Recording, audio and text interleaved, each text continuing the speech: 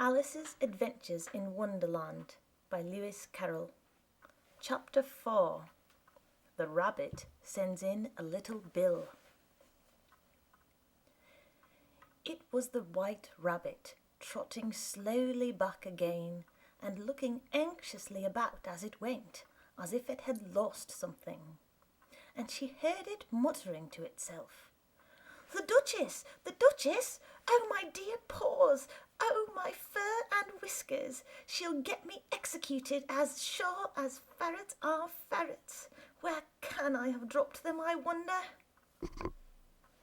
Alice guessed in a moment that it was looking for the fan and the pair of white kid gloves, and she very good-naturedly began hunting about for them. But they were nowhere to be seen. Everything seemed to have changed since her swim in the pool, and the great hall with the glass table and the little door had vanished completely. Very soon the rabbit noticed Alice as she went hunting about and called out to her in an angry tone, "Why, Marianne, what are you doing out here? Run home this moment and fetch me a pair of gloves and a fan. Quick now!" And Alice was so much frightened that she ran off at once in the direction it pointed to, without trying to explain the mistake it had made. "He took me for his housemaid," she said to herself as she ran. "How surprised he'll be when he finds out who I am. But I'd better take him his fan and gloves, that is, if I can find them." As she said this, she came upon a neat little house, on the door of which was a bright brass plate with the name W. Rabbit engraved upon it. She went in without knocking and hurried upstairs in great fear lest she should meet the real Marianne and be turned out of the house before she had found the fan and gloves. "How queer it seems," Alice said to herself, "to be going messages for a rabbit. I suppose Dinah will be sending me out on messages next." And she began fancying the sort of thing that would happen. "Miss Alice, come here directly and get ready for your walk." "Coming in a minute, nurse, but I've got to see that the mouse doesn't get out." "Only I don't think," Alice went on, "that they'd let Dinah stop in the house if it began ordering people about like that." By this time she had found her way into a tidy little room with a table in the window, and on it, as she had hoped, a fan and 2 or 3 pairs of tiny white kid gloves. She took up the fan and a pair of the gloves and was just going to leave the room when her eyes fell upon a little bottle that stood near the looking-glass. There was no label this time with the words "Drink me," but nevertheless she uncorked it and put it to her lips. "I know something interesting is sure to happen," she said to herself, "whenever I eat or drink anything. So I'll just see what this bottle does. I do hope it'll make me grow large again, for really I'm quite tired of being such a tiny little thing." It did so indeed, and much sooner than she had expected. Before she had drunk half the bottle, she found her head pressing against the ceiling and had to stoop to save her neck from being broken. She hastily put down the bottle, saying to herself, "That's quite enough. I hope I shan't grow any more. As it is, I can't get out at the door. I do wish I hadn't drunk quite so much." Alas, it was too late to wish that. She went on growing and growing, and very soon had to kneel down on the floor. In another minute there was not even room for this, and she tried the effect of lying down with one elbow against the door and the other arm curled round her head. Still she went on growing, and, as a last resource, she put one arm out the window and one foot up the chimney, and said to herself, "Now I can do no more, whatever happens. What will become of me?" Luckily for Alice, the little magic bottle had now had its full effect, and she grew no larger. Still, it was very uncomfortable, and as there seemed to be no sort of chance of her ever getting out of the room again, no wonder she felt unhappy. It was much pleasanter at home, thought poor Alice, when one wasn't always growing larger and smaller and being ordered about by mice and rabbits. I almost wish I hadn't gone down that rabbit hole, and yet it's rather curious, you know, this sort of life. I do wonder what can have happened to me. When I used to read fairy tales, I fancied that kind of thing never happened, and now here I am in the middle of one. There ought to be a book written about me, that there ought. And when I grow up, I'll write one. But I'm grown up now, she added in a sorrowful tone. At least there's no room to grow up any more here. But then, thought Alice, shall I never get any older than I am now? That'll be a comfort, one way, never to be an old woman. But then, always to have lessons to learn. Oh, I shouldn't like that. Oh, you foolish Alice, she answered herself. How can you learn lessons in here? Why, there's hardly room for you, and no room at all for any lesson books. And so she went on, taking first one side, then the other, and making quite a conversation of it altogether. But after a few minutes she heard a voice outside, and stopped to listen. "Marianne, Marianne," said the voice, "fetch me my gloves this moment." Then came a little pattering of feet on the stairs. Alice knew it was the rabbit coming to look for her, and she trembled till she shook the house, quite forgetting that she was now about 1,000 times as large as the rabbit, and had no reason to be afraid of it. Presently the rabbit came up to the door and tried to open it. But as the door opened inwards and Alice's elbow was pressed hard against it, that attempt proved a failure. Alice heard it say to itself, "Then I'll go round and get in at the window." That you won't, thought Alice, and after waiting till she fancied she heard the rabbit just under the window, she suddenly spread out her hand and made a snatch in the air. She did not get hold of anything, but she heard a little shriek and a fall and a crash of broken glass, from which she concluded that it was just possible it had fallen into a cucumber frame or something of the sort. Next came an angry voice, the rabbit's. "Pat! Pat, where are you?" And then a voice she had never heard before. "Sure then, I'm here, digging for apples, your honour." "Digging for apples, indeed," said the rabbit angrily. "Here, come and help me out of this." Sounds of more broken glass. "Now tell me, Pat, what's that in the window?" "Sure, it's an arm, your honour." He pronounced it arm. "An arm, you goose! Who ever saw one that size? Why, it fills the whole window." "Sure it does, your honour, but it's an arm for all that." "Well, it's got no business there at any rate. Go and take it away." There was a long silence after this, and Alice could only hear whispers now and then, such as, "Sure, I don't like it, your honour, at all, at all." "Do as I tell you, you coward." And at last she spread out her hand again and made another snatch in the air. This time there were 2 little shrieks and more sounds of broken glass. What a number of cucumber frames there must be, thought Alice. I wonder what they'll do next. As for pulling me out of the window, I only wish they could. I'm sure I don't want to stay in here any longer. She waited for some time without hearing anything more.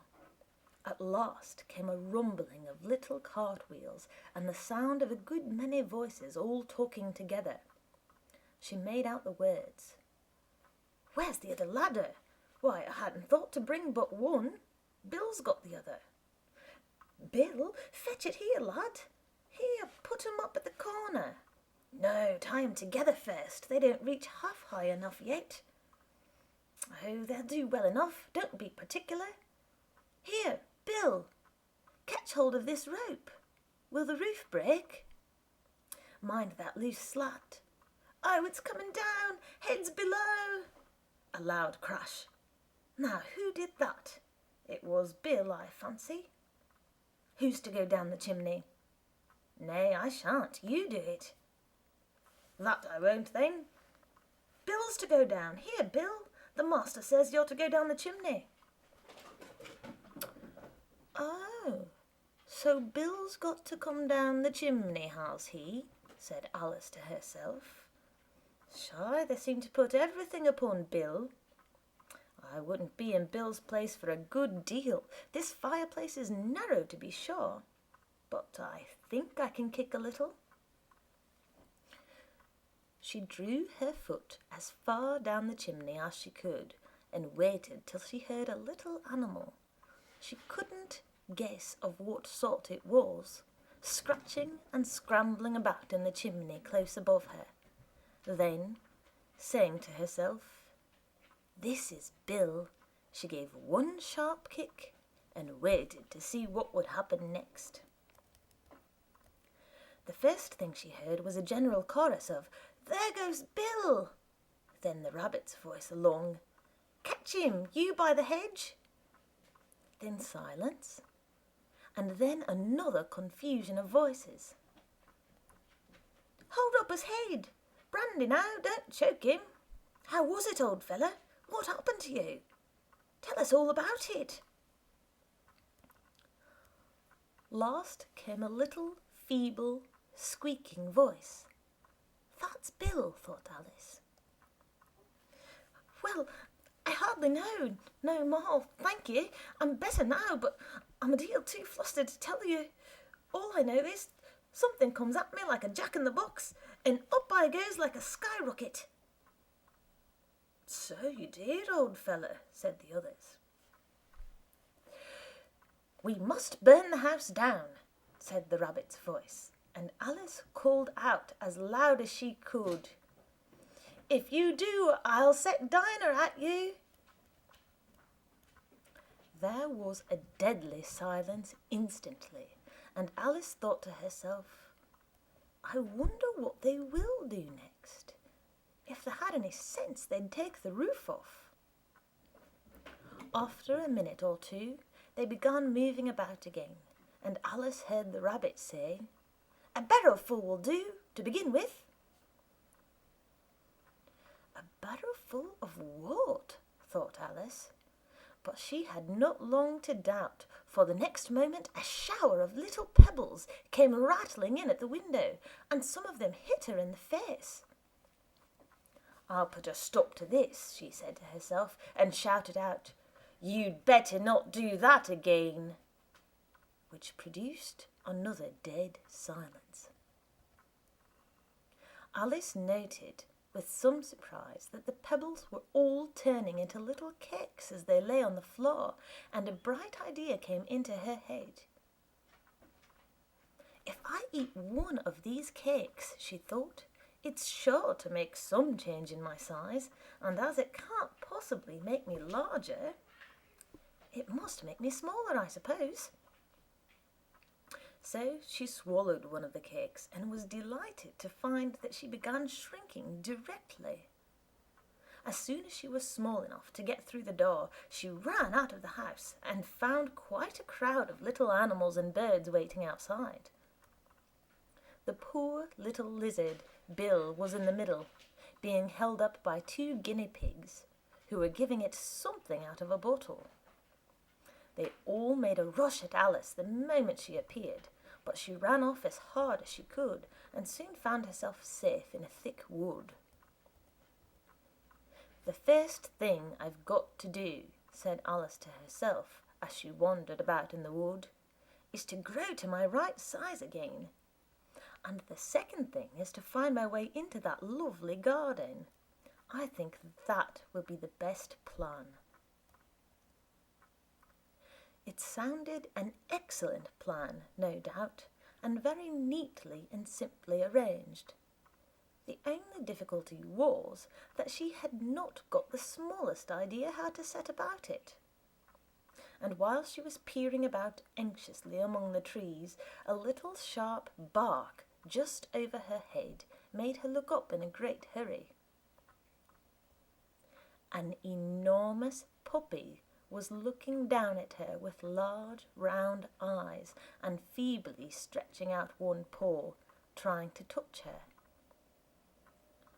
"Poor little thing," said Alice in a coaxing tone, and she tried hard to whistle to it, but she was terribly frightened all the time at the thought that it might be hungry, in which case it would be very likely to eat her up in spite of all her coaxing.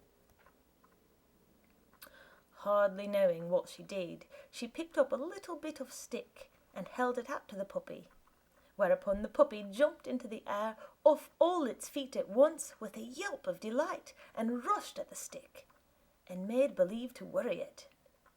Then Alice dodged behind a great thistle to keep herself from being run over, and the moment she appeared on the other side, the puppy made another rush at the stick and tumbled head over heels in its hurry to get hold of it. Then Alice, thinking it was very like having a game of play with a cart horse, and expecting every moment to be trampled under its feet, ran round the thistle again. Then the puppy began a series of short charges at the stick, running a very little way forwards each time and a long way back, and barking hoarsely all the while, till at last it sat down a good way off, panting, with its tongue hanging out of his mouth, and its great eyes half shut. This seemed to Alice a good opportunity for making her escape, so she set off at once and ran till she was quite tired and out of breath, and till the puppy's bark sounded quite faint in the distance.